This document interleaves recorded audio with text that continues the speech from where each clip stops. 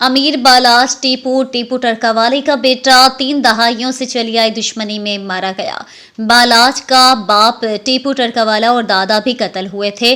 लाहौर चौहान के इलाका park view housing society में शादी की तकरीब के मौके पर फायरिंग से जख्मी होने वाले 33 साल अमीर बालाज टीपू को मुजफ्फर हुसैन नामी शूटर ने गोलियां मारकर कत्ल कर दिया था, जबकि 2 अफराद शदीद जख्मी हुए थे।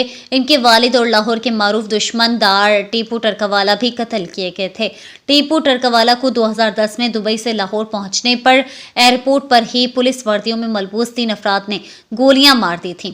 इन्हें मियो हॉस्पिटल ले जाया गया, जहां वो वफात पा गए। इन्हें कत्ल करने वाले का कहना था कि उन्होंने 2001 में इसके भाई को कत्ल किया था।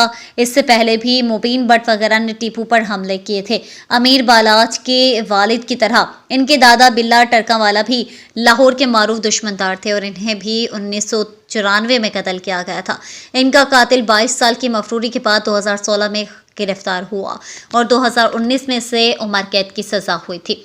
दादा यानी बिल्ला टरकावाले के मुलजिम को उम्र कैद होने के बाद 5 साल बाद पोते अमीर बालाज को भी कत्ल कर दिया गया है।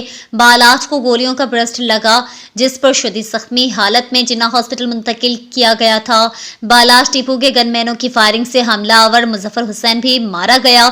2 अफराद गोलियां लगने से जख्मी हुए। अमीर बालाज ने 2018 में तहरीक इंसाफ को सपोर्ट किया था, लेकिन 9 मई के वाक़े के बाद वो तहरीक इंसाफ को छोड़कर मुस्लिम लीग नून में शामिल हो गए थे।